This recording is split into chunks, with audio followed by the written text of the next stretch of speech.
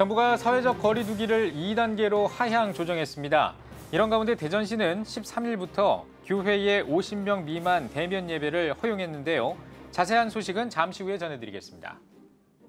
코로나 속에서 주요 교단이 9월 정기총회를 앞두고 있습니다. 예장 백석총회 올해 정기총회를 미리 살펴봤습니다. 코로나19로 대면 예배가 제한되면서 온라인 예배에 대한 관심이 높아지고 있습니다.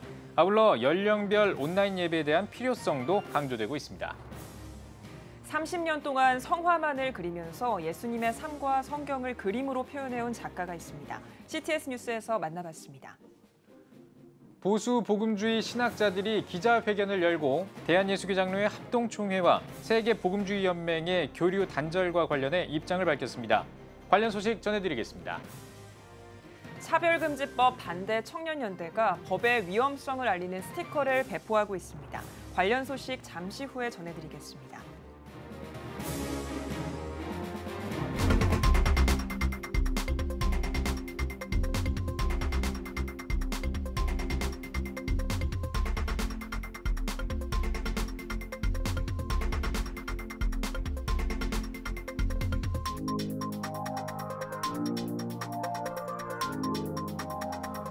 시청자 여러분 안녕하십니까? 9월 14일 CTS 뉴스입니다. 코로나19 소식부터 전해드리겠습니다. 스튜디오에 최대진 기자 나와 있습니다. 안녕하십니까? 네, 정부가 사회적 거리 두기를 2단계로 하향했죠. 네, 정부가 신종 코로나 바이러스 감염증인 코로나19 사태 대응을 위한 수도권에서의 사회적 거리 두기 단계를 2.5단계에서 하향해 앞으로 2주간 2단계를 시행합니다.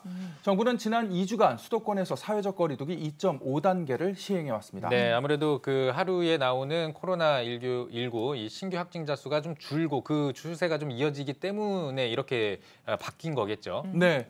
전국에서 산발적 소규모 집단 감염이 잇따르고 있지만 신규 확진자 수가 지난 3일부터 11일째 100명대 초반을 기록하는 등 확산세가 다소 주춤하고 있고 소상공인과 자영업자들의 어려움을 조금이나마 해소하기 위한 조치로 보입니다. 예. 정세균 국무총리는 13일 정부 서울청사에서 주재한 중대본 회의 모두 발언에서 2주간 계속된 수도권의 강화된 방역 조치에 적극 협조해준 많은 국민들께 감사드린다며 아직 하루 확진자가 두 자릿수로 줄지 않고 4명 중 1명꼴로 감염 경로를 알 수 없지만 방역 강화 효과는 조금씩 나타나고 있다고 밝혔습니다. 네, 그런데 많은 전문가들이 이제 다가올 추석 연휴를 코로나 확산의 고비로 보고 있지 않습니까? 네, 그렇습니다. 그래서 정부는 추석 연휴 등이 코로나19 확산세의 고비가 될 수 있다고 보고 이 기간 방역을 강화하기로 했습니다. 정 총리는 추석부터 한글날을 포함한 연휴 기간이 하반기 코로나19 방역의 최대 고비가 될 전망된다며 예. 정부는 9월 28일부터 2주간을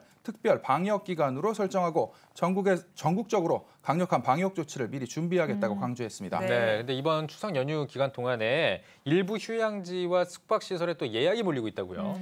네, 앞서 정부에서 밝혔듯이 경로 미상 감염이 20%가 넘는 만큼 아직 위험한 상황입니다. 추석 연휴 기간 동안 휴양지 숙박시설에 예약이 몰리고 있는데요. 정 총리는 이번 추석만큼은 코로나19를 막기 위한 이동 자제 노력에 적극 동참해달라고 강조했습니다. 네. 또한 코로나19에서 회복된 후 일상으로 복귀한 환자 중 많은 사람들이 알 수 없는 후유증과 어려움을 겪고 있다며 방역 당국이 후유증 관리 방안을 마련해 주길 바란다고 주문했습니다. 네, 지난 주말 교회 풍경도 한번 살펴보죠. 대전시 같은 경우는 13일부터 교회 대면 예배를 허용했죠. 네, 일부 지역에서는 대면 예배를 허용하고 있는데요. 대전시는 13일부터 종교시설에 대한 대면 집합 금지를 허용했습니다. 방역수칙 준수와 거리 두기를 조건으로 50명 미만이 참여하는 정규 대면 예배를 허용한 것인데요. 단 정규 예배 외에 수련회, 부흥회, 단체 식사 등 각종 소모임 활동은 기존대로 집합 금지를 유지했습니다. 대전시는 방역수칙을 준수하지 않아 확진자가 발생할 경우 즉시 집합 금지 조치로 전환하는 원스트라이크 아웃 제도를 시행할 예정입니다. 13일 주일 대전 지역 내 2,400여 교회는 철저한 방역 수칙을 지키며 정규 예배를 진행했고 소규모 교회들은 50명 미만의 교인들이 대면 예배를 진행했습니다. 수백 명의 교인들이 있는 중대형 교회들은 오프라인과 온라인 예배를 병행했습니다. 대전시 기독교연합회 회장인 조상용 목사와의 전화 인터뷰 들어보시죠. 네. 지난 주간에 대전시에서 행정 조치를 완화해서 대면 예배도 가능하게 했습니다. 이렇게 되기까지는 그동안 대전시 기독교연합회가 교계의 뜻을 담아 대전시에 전달했고, 대전시는 교회를 믿고 그동안의 협력에 감사하면서 행정조치를 완화하게 된 것입니다. 이런 경험들을 통해서 결국 시와 교계는 한 동반자로서 함께 대화를 통해 어려운 문제들을 풀어갈 수 있다는 사실을 충분히 깨닫게 되었습니다. 네, 또 광주에서는 이런 소식도 들려왔네요. 이 대면 예배를 강행할 것으로 우려됐던 교회가 있었는데 이 교회가 대면 예배가 아닌 온라인 예배로 전환을 했다고요? 네, 당초 이 교회는 지난달 27일 대면 예배를 금지한 행정명령이 내려진 이후에도 대면 예배를 강행했다가 적발된 곳이었습니다. 그러나 우려와 달리 교회 측은 이날 예배를 온라인으로 진행했는데요. 온라인 예배 접속 방법을 잘 모르시는 어르신들을 위해 교회에서는 대형 버스에서 온라인 예배를 시청할 수 있도록 준비하는 등 온라인 예배에 교인들이 참여할 수 있도록 적극적인 조치를 취한 것으로 알려졌습니다. 네. 코로나19 확산을 막기 위한 방역을 철저히 해서 하루빨리 전국의 모든 교회들이 대면 예배를 진행할 수 있었으면 좋겠습니다. 최대진 기자 잘 들었습니다. 다음 소식입니다. 9월 정기총회를 앞둔 주요 교단들이 코로나19 전국에서 한국교회의 개혁과 대사회적 신뢰 회복을 위해 고민하고 있습니다.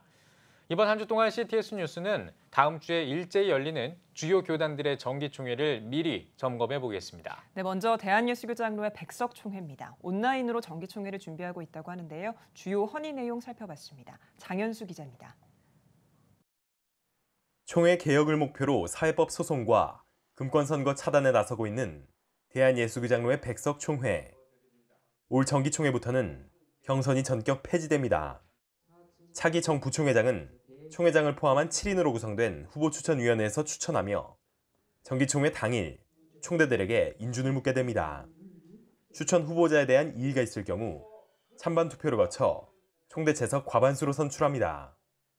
부총회장 후보를 단수 추천하는 선거제도는 한국교회에 처음 도입되며 총회 정상화와 화합 의지, 금권선거 차단을 강조하는 예장 백석총회 장종현 총회장의 의지가 반영된 것으로 해석됩니다. 또 후보 공천의 공정성을 확보하기 위해 공천위원회 회의를 열고 이른바 회전문 인사를 차단하는 헌의안도 냈습니다. 회전문 인사란 한 인물을 주요 직책에 돌려가며 임명하거나 예전에 직책을 맡았던 인물을 재임명하는 걸 말합니다. 예장 백석총회는 이번 정기총회에 주요 부서 보직 완료 후 3년이 경과할 때까지 재공천은 불가하다는 총회규칙 단서조항 삽입을 헌의했습니다. 주요 부서는 헌법, 감사, 기소, 재판 등 6개 부서입니다. 예장 백석총회 장종현 총회장은 금권선거의 해악성과 공천의 공정성을 강조한 바 있습니다. 모든 것이 총회원들이 공정하게 일할 수 있도록 합리적인 범위에서 공천을 해야 될 것입니다. 또한 저를 비롯한 임원들이 어느 한쪽에 치우친 인사를 추천하는 것도 하지 말아야 됩니다. 총회 화해조정위원회 신설안도 청원됐습니다. 사회법 소송을 막고 총회와 교회 내 갈등을 처벌보다 화해로 막고자 하는 의지에서입니다. 예장 백석총회는 총회나 노회의 사건으로 고발장이 접수되면 총 3단계의 화해 조정 절차를 밟도록 헌법을 개정한 바 있습니다. 1단계에서는 20일 동안 총회 임원회가, 2단계에서는 해당 7위회가 화해 조정을 진행합니다. 3단계에서는 재판국에서 기소장 접수 후에 다시 20일 동안 화해 조정 과정이 이뤄집니다. 지난 회기 총회가 겪은 어려움을 생각하면 면직, 제명, 정직과 같은 중징계를 해도 충분한 상황인데도 불구하고 징계보다 중요한 것이 총회의 화합과 발전이라고 생각해 주시는 것이 있었습니다. 서로의 잘못을 따지고 시비를 가리는 것도 중요하지만 무엇보다도 총회가 안정되고 앞으로도 나아가기 위해서는 어떤 것이 옳은 선택인지 대해서 많은 고민을 하게 되었습니다. 목회협력지원센터 설립안도 다룰 예정입니다. 설립안이 통과되면 목회협력지원센터는 코로나19로 어려움을 겪는 목회자를 돕기 위해 코로나19 장기화에 따른 지원책을 마련하고 목회 전략을 수립해 나갈 예정입니다. 총회가 45주년을 앞두고 대대적인 우리 결속 또 총회 교단의 발전을 위한 걸 우리가 하기 위해서 45주년 준비위원회를 구성하는 헌의안이 또 나왔습니다. 그리고 지금 알다시피 코로나19로 인한 어려움, 이 각 교회와 목회자들의 어려움을 조금이라도 우리가 지원하기 위한 목회협력지원센터를 설립하는 이러한 헌의안들이 지금 나와 있습니다. 한편 오는 22일 예정된 예장 백석총회 제43회 정기총회는 비대면 온라인 총회로 열립니다. CTS 뉴스 장현수입니다. 코로나가 장기화하면서 온라인 예배에 대한 관심이 확산되고 있습니다. 온라인 예배가 선택이 아닌 필수가 되고 있는 상황에서 연령대별 예배에 대한 관심도 높아지고 있는데요. 코로나 상황 속에서 다음 세대 예배 참여와 신앙교육을 위한 연령대별 비대면 온라인 예배 활용 방법을 알아봤습니다. 박세연 기자입니다. 비대면 예배가 의무로 자리 잡은 2020년. 교육 전문가들은 가정과 부모의 역할이 중요하다고 한 목소리로 강조합니다.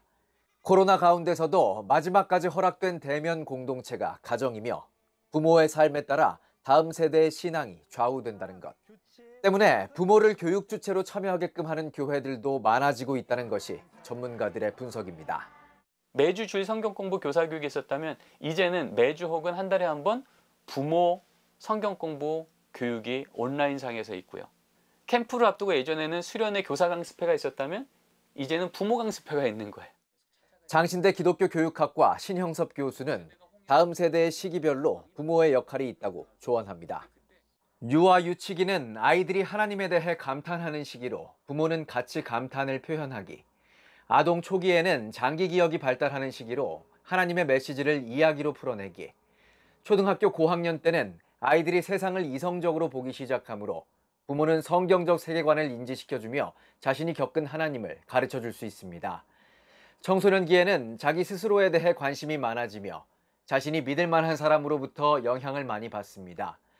부모가 말과 행동, 삶으로 신뢰를 주는 데 집중한다면 신앙적인 멘토로 역할을 감당할 수 있다는 겁니다. 신 교수는 자녀를 진짜 변화시키는 건 지적이 아닌 감동이라고 강조합니다. 예수님 닮은 교사, 예수님 닮은 부모, 예수님 닮은 목회자, 우리가 그들과 토론하기 이전에, 논쟁하기 이전에 그 예수님의 진리가 내 안에 들어와서 우리들의 삶 자체가 그들에게 감동을 줄 수 있는, 이쯤이면 나 포기해야 되는데라고 생각했던 아이에게 아니야, 너 포기할 수 없어. 왜냐하면 하나님이 너를 여전히 붙들고 있기 때문에. 가정예배와 온라인 예배 가운데 공동체의 중요성과 상호작용에 대한 인식을 심어주는 것도 부모의 역할이라고 전문가들은 조언합니다. 가정 안에서 예배의 상호작용을 아이한테 먼저 가르쳐주는 것들이 필요할 것 같습니다. 그래서 함께 하나님을 찬양하고 함께 기도하고 함께 이제 말씀을 들으면서 우리가 소통하고 하는 부분들을 가정 안에서 이제 먼저 시작해 보시는 것이 좋을 것 같다는 생각이 듭니다.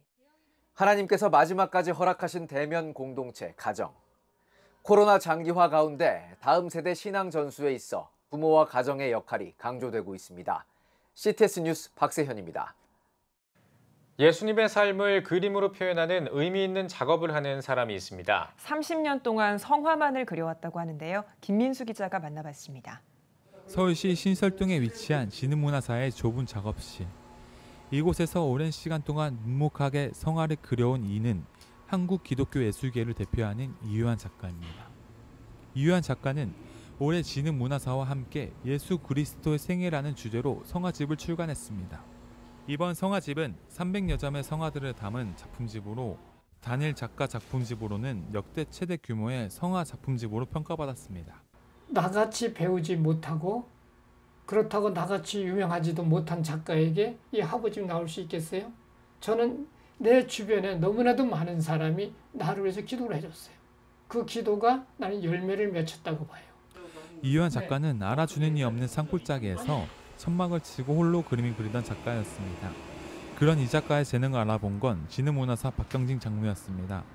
박경진 장로는 30년 동안 후원에 이어 동력했고 지금도 젊은 작가들을 위해 지원을 아끼지 않고 있습니다. 그 젊은 작가들, 아직 등용하지 않은 그런 작가들이 그림은 그리고 있는데 전시회 한번 어디서 할 꿈도 못 꾸는 사람들, 여기서 전시회를 열어주고. 기독 작가들의 활동 무대가 점점 줄어드는 가운데 이유한 작가는 한국 기독교 성서미술관을 건립하는 것이 소원이라고 고백합니다. 제 꿈은 한마디로 우리나라의 성서미술관을 만드는데 이건 누가 만드냐? 내가 못 만들어요. 그건 누가 하느냐? 하나님이 이 땅에 심어놓은, 그러니까 7만 4천여 한국교회에 반드시 하나님이 심어놓은 씨가 있어요. 그게 바로 하나님의 놀라우신 축복이고, 나는 이 길을 통해서 정말 신약성경, 그러니까 예수님의 생애 일대기를 마저 남기는 것이 제 사명이에요. 30년 동안 묵묵히 성화를 그려온 이요한 작가. 성경의 이야기를 그림으로 담아내는 사명을 통해 하나님 나라가 더욱더 확장되길 기대합니다. CTS 김민수입니다. 코로나가 전 세계에서 계속되고 있는 가운데 선교지에 돌아가지 못하고 있는 선교사들이 많습니다. 필리핀도 예외는 아닌데요. 이러한 선교사들을 위한 세미나가 열렸습니다. 윤열 통신원이 전해드립니다. 한국의 목회 컨설팅 연구소가 해외 한인 선교사를 위한 선교 전략 방안 세미나를 개최했습니다. 코로나19로 인해 선교지로 돌아가지 못하는 필리핀 한인 선교사를 대상으로 진행된 것입니다. 현재 필리핀은 동남아시아 지역에서 가장 많은 확진자가 발생하고 있습니다. 이로 인해 필리핀 입국을 위한 비자가 대부분 차단된 상황입니다. 코로나19로 인해서 우리 세계선교나 한국교회가 굉장히 많은 어려움을 겪고 있는데, 부득불하게 한국에 나와 있는 우리 필리핀 선교사님들을 어떻게 좀 도와드릴 수 있을까를 생각하게 되어져서 우리 코로나19 이후에 새로운 선교 전략과 그리고 우리 선교사님들의 피곤하고 힘든 것을 일상을 좀 도와드리고 섬기고 싶어서 이번 행사를 하게 되어졌습니다. 세미나는 방역 절차를 준수한 가운데 약 20명의 필리핀 한인 선교사가 참여했습니다. 강의를 맡은 목회 컨설팅 연구소 김성진 소장은 포스트 코로나 시대에 빅데이터의 활용과 공유 선교 전략을 세우는 방법을 나눴습니다. 또한 사람을 세우고 자신을 경영하는 전략이 기본이 돼야 한다고 강조했습니다. 선교지는 항상 위기가 존재했습니다. 그리고 선교사는 이 위기를 극복하는 사람들입니다. 오늘 세미나를 통하여서 필리핀 선교사들도 이 코로나 위기를 잘 극복할 수 있기를 바랍니다. 한국의 목회 컨설팅 연구소는 2차 세미나를 준비하며 필리핀을 제외한 타국의 선교사도 추대해 세미나를 이어갈 계획입니다. 선교사님들이 선교지인 필리핀을 이렇게 두고 한국에 왔을 때 좋은 세미나를 가질 수 있게 하신 하나님께 감사드리고, 우리가 과연 이 코로나 시대에 그냥 있을 것이 아니라 이 세미나를 통해서 우리가 좀 더 마음의 변화를 갖고 어떤 힘과 용기를 얻어서 복음을 전할 수 있는 계기가 됐으면 좋겠습니다. 그동안에 너무나 답답했는데 이런 모임을 통해서 새롭게 선교를 생각하고 앞으로의 선교를 다시 한번 기억할 수 있는 그러한 시점이 된 것을 주신 것에 대해 너무 감사하게 생각합니다. 선교지에 돌아가지 못하는 상황 속에서도 앞으로의 선교를 위한 노력은 계속되고 있습니다. CTS 뉴스 윤여일입니다. 보수 복음주의 신학자들이 기자회견을 열고 대한예수교 장로회 합동총회와 세계 복음주의 연맹의 교류 단절과 관련해 입장을 밝혔습니다.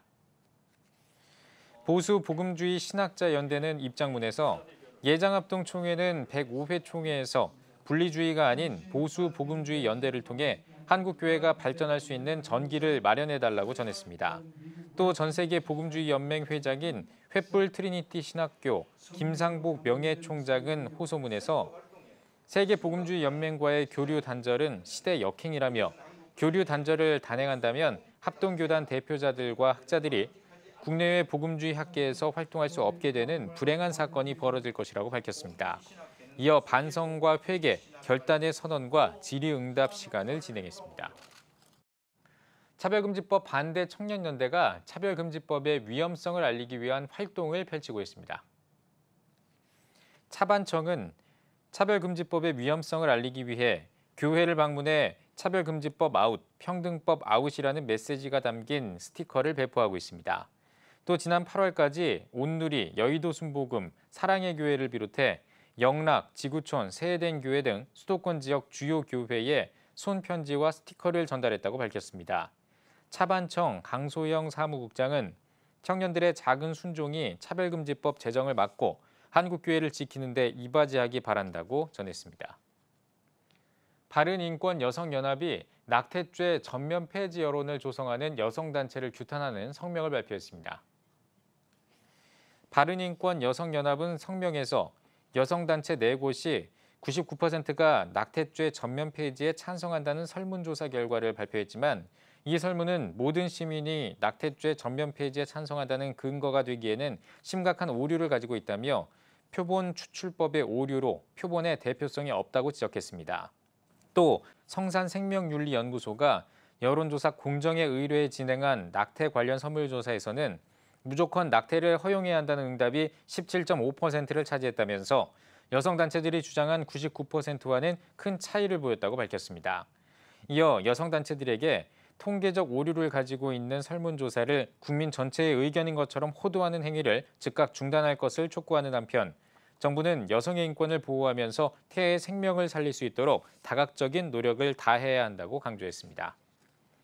여의도 순복음교회 색삭교구가 온라인 성경학교 파워 바이블 스쿨을 개최했습니다. 여의도 순복음교회는 이에 앞서 온라인 성경학교에 필요한 공과 자료와 티셔츠, 간식 등이 담긴 선물 상자를 각 가정에 전달했습니다.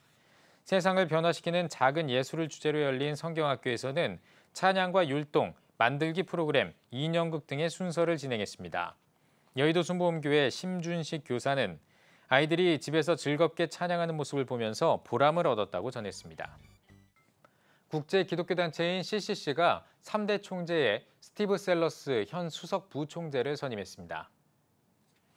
신임 총재로 선임된 셀러스 현 수석 부총재는 다음 달 1일부터 신임 총재 직무를 수행할 예정입니다. 셀러스 신임 총재는 전임 총재인 빌 브라이트와 스티브 더글라스 박사의 발자취를 이어 하나님의 사랑과 용서라는 좋은 소식을 세상에 전하게 돼 감사하다고 소감을 밝혔습니다. 셀러스 총재는 1976년 CCC에서 첫 사역을 시작해 미국과 오세아니아 국제 부총재, 미국 CCC 대표 등을 역임했습니다. 한국 YWCA 연합회가 YWCA 아카이브를 개설했습니다. 한국 YWCA 창립 100주년 준비 사업 가운데 하나로 개설된 아카이브는 1922년에 창립한 한국 YWCA의 청년, 여성, 기독운동의 유산과 가치를 사회와 공유하고 확산하기 위한 역사 기록물 저장소입니다. 아카이브에는 한국 YWCA가 지난 98년 동안 진행한 여성 인권운동을 비롯한 다양한 활동 기록물과 사진 등 약 6천 건의 자료가 담겼습니다.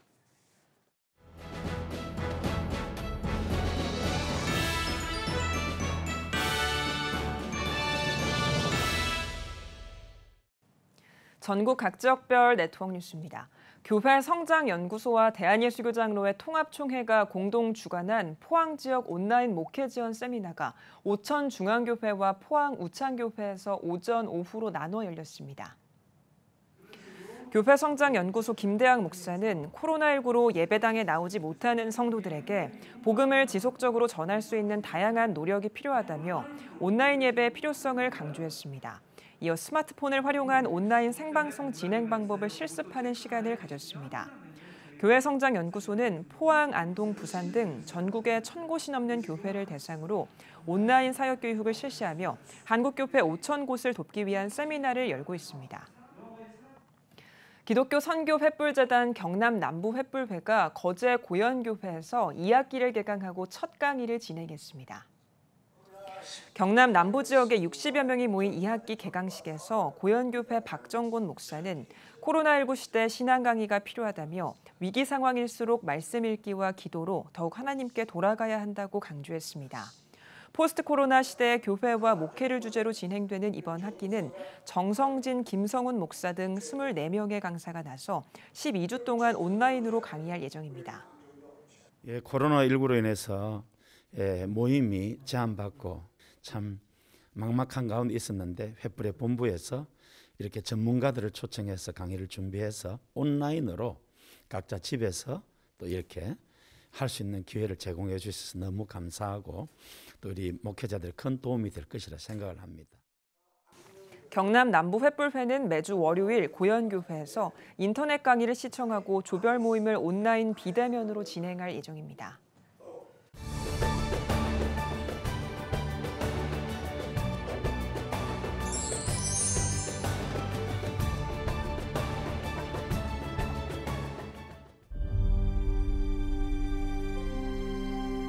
2019년 3분기 합계 출산율 역대 최저치인 0.88명. 출생자보다 사망자가 많은 인구 자연 증가율 0%의 대한민국. 이제 한국교회가 나서야 합니다. 교회, 학교, 가정이 함께하는 교육 선교. CTS가 함께합니다.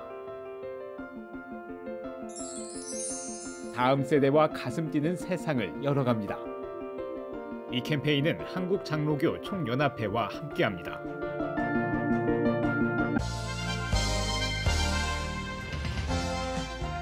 여러분은 지금 CTS 뉴스를 시청하고 계십니다. 코로나19가 장기화하면서 국민들의 피로도가 날로 커지고 있습니다. 한국교회도 대면 예배가 제한되는 등 어려움을 겪고 있는데요. 더욱 안타까운 점은 교회를 향한 대중들의 시선이 점점 냉담해지고 있다는 사실입니다. 네, 오늘 뉴스 더보기 시간에는 코로나 사태로 인한 교회 위상 하락과 이를 개선하기 위한 노력에 대해 이야기 나누겠습니다. 한국공공정책개발연구원장 신생명나무교회 장원일 목사 스튜디오에 나오셨습니다. 목사님 안녕하십니까? 예, 안녕하십니까? 네. 예, 반갑습니다. 자, 앞서 말씀드린 것처럼 코로나 사태 이후에 대중들이 이 한국교회를 바라보는 시선이 좀 냉담해지고 있습니다. 이 현상을 어떻게 보시는지 궁금합니다. 저희들이 우리 코로나19 시대에 한국교회 미래전략 수립을 위한 그 설문조사를 지난 8월에 이제 시작을 했어요. 예. 그래서 그 결과를 보면 가장 피해가 많다라고 하는 답변이 82.1%가 기독교다 네. 이렇게 답을 했고요. 그리고 종교 우리 신뢰도에 있어서 가장 나빠진 게 어디냐 기독교다라고 이야기하면서 63.3%가 기독교를 부정적으로 답변했습니다. 더 큰 문제는 뭐냐면 무종교인, 종교가 없는 분들 중에 70%가 기독교를 지목하고 있다고 하는 그런 사실입니다. 예. 그러면서 동시에 코로나에 대해서 개신교가 대응을 어떻게 하고 있느냐라고 하는 것은 74%가 잘못하고 있다라고 이야기를 하고 있고요. 그리고 온라인 종교활동에 대한 평가는 바람직하다라고 하는 것이 67.8%입니다. 국민들의 그 여론들을 우리가 잘 볼 수 있습니다. 동시에 그 금년 1월에 기은실에서 2020년 한국교회 사회적 신뢰도 조사를 했는데 이때도 마찬가지로 신뢰도에 대해서 63.9% 그러니까 신뢰가 30%밖에 되지 않고 부정적인 게 63.9%입니다. 이런 상황들 속에 대표적인 그런 내용들을 보면 지금 코로나 상황이기도 합니다만은 목사에 대한 신뢰하지 않는다 70% 그리고 가장 중요한 게 크리스찬들 기독교인들의 말에 신뢰를 갖지 않는다. 이게 65.3%입니다. 이런 걸 종합해 볼 때 우리 한국 사회가 이제 대사회에 대한 그 여러 가지 영역에 있어서 비대면 이 과정 예배를 시행할 때 사실은 방역을 열심히 했습니다. 아시다시피 73% 정도가 온라인으로 예배를 드렸었는데 여기에 대해서 우리 국민들이 생각하고 있는 거는 일반화한 거죠. 계속 교회발 감염이 계속 발생하니까 일반화된 걸로 그렇게 볼 수 있습니다. 그래서 우리 교회는 앞으로 세상과 어떻게 소통할 것인가라고 하는 우리 국민들의 고통과 아픔을 어떻게 답할 것인가 하는 것이 우리의 책임이라고 생각을 합니다. 네. 또 코로나 재확산 그리고 특정 교회와의 연관성도 강조가 되면서 말씀해 주신 것처럼 한국교회를 향한 부정적인 시선들이 좀 늘어나고 있는데요. 한국교회 이런 사회적인 위상이 하락하는 거 어디에 요인이 있다고 보시나요? 가장 큰 거는 지금 서울 사랑제일교회발 집단 감염 문제가 가장 영향이 크다라고 볼 수 있어요. 그래서 실질적으로 광복주일 이후에 일일 확진자의 통계를 보면 8월 1일부터 9월 1일까지 전체 누적 확진자가 6,488명인데 그중에서 사랑제일교회가 1,695명으로서 17.9%, 광화문 집회가 8.2%인데 이 전체적인 걸 포함해서 개별 교회의 문제가 17개 교회에 685명입니다. 그러니까 통계적으로 전체 36%가 교회발로 이렇게 감염된 확진이 나오고 있기 때문에 기타가 4,100명밖에 안 돼요. 그러니까 주로 교회가 지금 타겟이 돼 있다라고 이렇게 볼 수 있는 거죠. 그래서 이 문제는 우리 사회에 심각하게 그래서 계속해서 교회발이라는 오명을 이렇게 만들어지고 있는 겁니다. 예, 알겠습니다. 자, 또 이번에 이 코로나 사태 이후에 이 언론 보도라든지 이런 것들에 대해서 또 교회가 또 많이 좀 약간 이거는 좀 서운하다 이런 이야기들도 많이 나왔었는데 이 부분에 대해서는 어떻게 생각하십니까? 아주 중요한 지금 문제인데요. 실질적으로 정부가 그 7월 8일 날 발표할 때 7월 10일부터 교회 정규 예배를 제외하고 소모임 단체 식사를 금지했지 않습니까?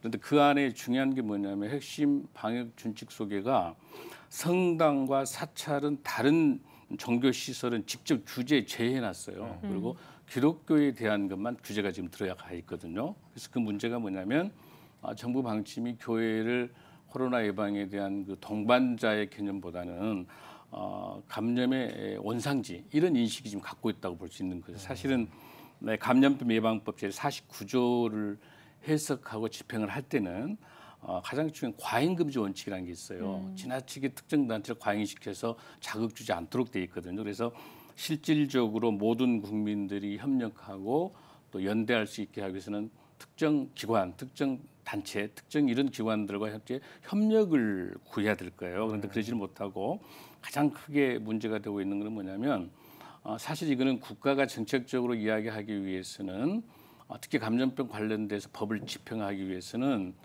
교회, 그다음에 성당, 그다음에 절, 또 마찬가지로 예배, 미사, 법회 이거를 일반화해야 돼요. 따로 기독교를 빼서 행정명령해서 비대면에 대해서 명령을 내리는 건 옳지 못한 거죠. 일반화하면서 모든 국민들의 공감대를 마련할 수 있는 정책을 해야 되는데 캐톨릭과 불교를 빼버리는 거예요. 제외시키고 기독교만 타게 만들어지니까 여기를 바라보는 모든 언론들은 전부 교회 말로 쓰는 거죠. 그러니까 또 하나 여기서 이제 문제가 뭐가 하나가 있냐면은 성당하고 절을 빼다 보니까 이번에 한국경제 9월 9일자 보니까 교회만 막더니 절과 성당에서 확진자가 소출해 뒤늦게 집합금지 검토 이렇게 나와 있어요. 불교의 법회에서 12명, 은평에 있는 수색성당 4명 계속 나오고 있는 거거든요. 그러니까 일반화했었어야 되는 거예요. 정부 정책 중에.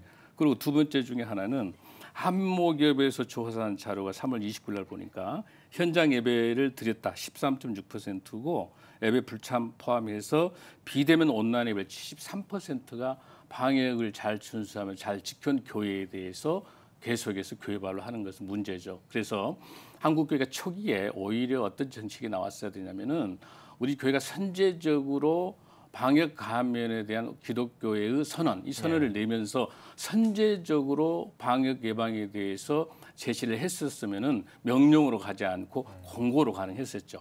한국 교회가 중요한 시기 타이밍을 놓쳤다. 여기에 대해서 우리가 한번 반성할 필요가 있다라고 하는 것을 말씀을 드립니다. 네. 그러면 이렇게 위상이 좀 실추된 상황에서 한국 교회가 어떤 자세로 좀 다시 회복하기 위해 노력을 해야 한다고 보시나요? 우선 우리 한국교회가 먼저 코로나19 시대의 흐름에 대한 큰 틀을 좀 먼저 이해를 했으면 좋겠어요. 이제는 탈세계화입니다. 그리고 경제적인 부분은 일본과 같은 장기화되는 그 여러 가지 경제적인 불황이 이어지게 되잖아요.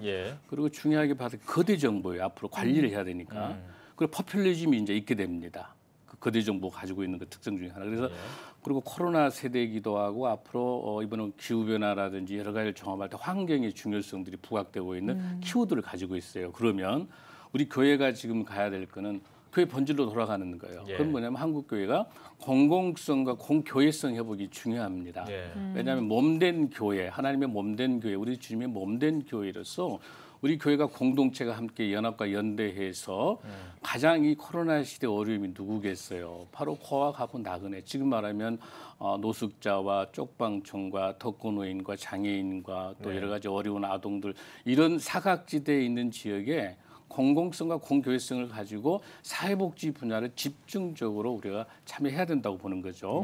그리고 두 번째 중에 하나는 이 사회적 재난에 대해서 한국교회가 답을 해야 돼요. 국민들이 지금 불안해 있어요. 지금 코로나 블루라든지 해서 우울증도 있고 여러 가지 이런 것 속에서 교회가 답이 될 수 있게 하기 위해서는 교회가 순결해야 된다고 봐요. 그리고 교회가 진정성을 가져야 된다고 보는 거죠. 그리고 교회가 하나님 사랑, 이웃 사랑을 실천할 수 있는 것을 삶의 현장에서 보여야 돼. 이번에 여러분 알다시피 대구의 신천지에서 코로나 발생했었을 때 대구 경북대학병원이라는 의료원이 아니었어요. 대구 동산병원이었어요. 우리 기독교 병원이었어요. 불교가 와서 상을 줬어요. 그게 뭐냐면 선제적으로 우리는 초대교회 때부터 전염병을 포함해서 위기가 있을 때 또 여러 가지 우리 서문안교도 마찬가지잖아요. 우리 시대에 있을 때 그럴 때 가장 먼저 전염병에 대해서 타인의 생명을 더 우선시 여겼던, 더 소중히 여겼던 그런 우리의 하나님 사랑, 이웃 사랑을 삶의 현장에서 실천을 해야 된다고 우리가 볼 수 있습니다. 그래서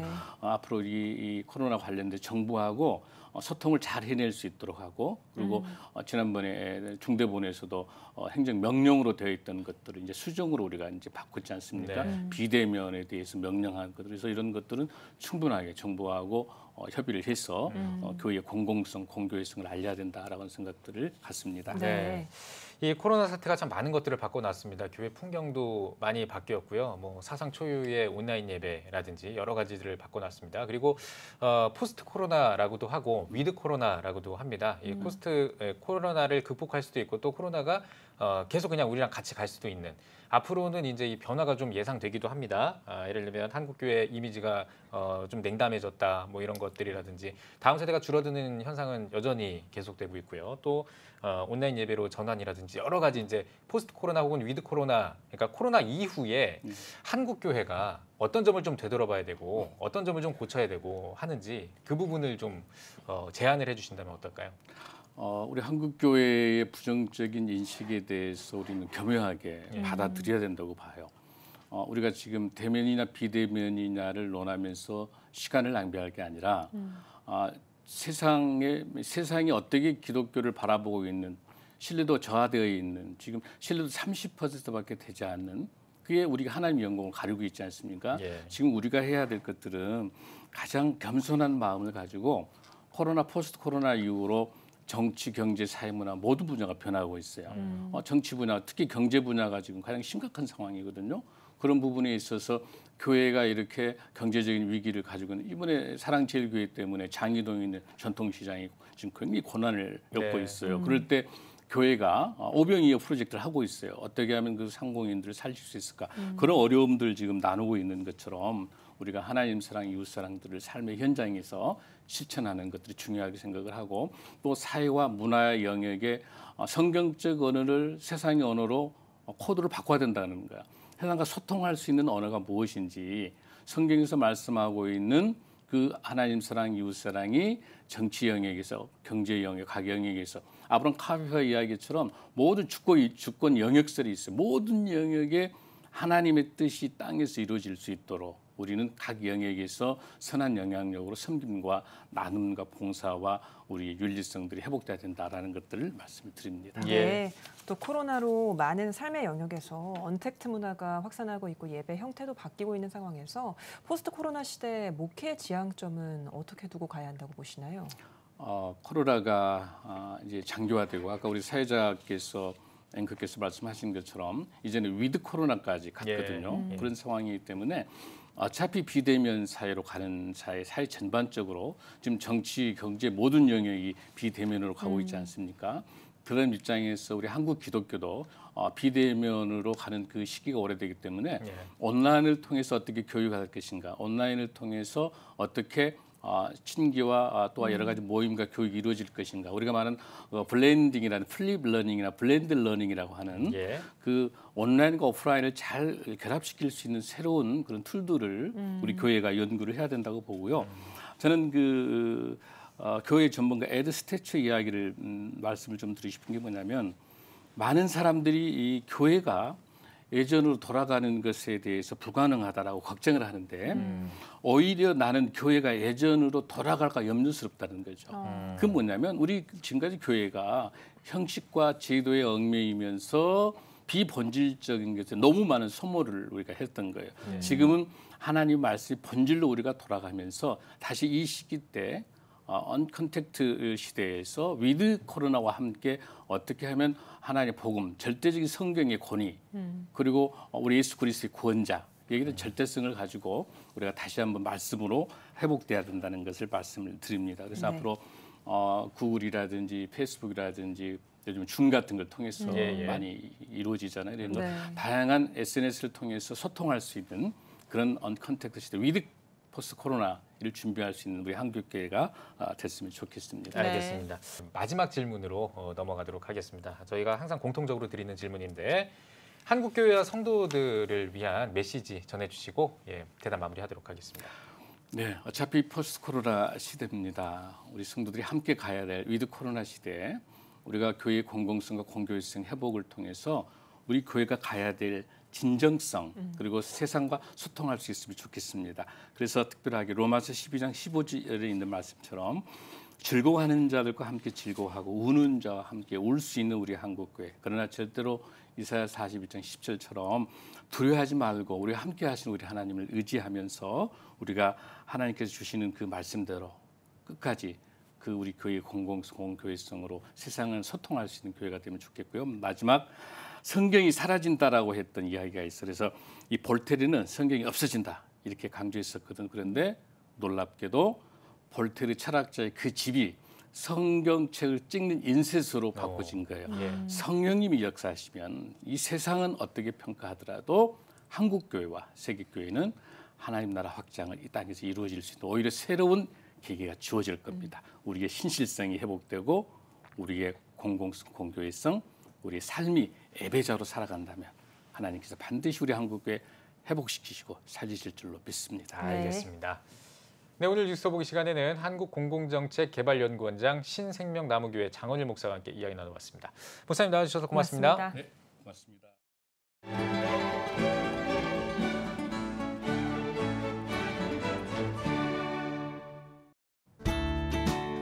내일은 전국이 대체로 맑겠습니다. 아침 최저 기온은 16도에서 21도, 낮 최고 기온은 22도에서 28도가 되겠습니다.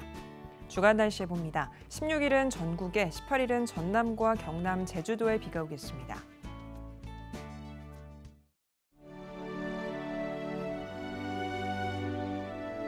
백만인 기도운동에 새롭게 참여하신 분들입니다.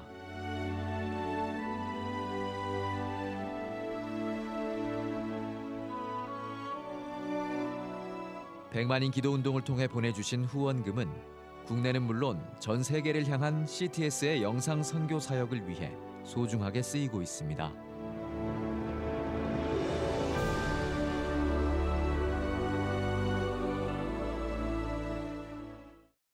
CTS 뉴스 오늘 순서 여기까지입니다. 시청해주신 여러분 고맙습니다.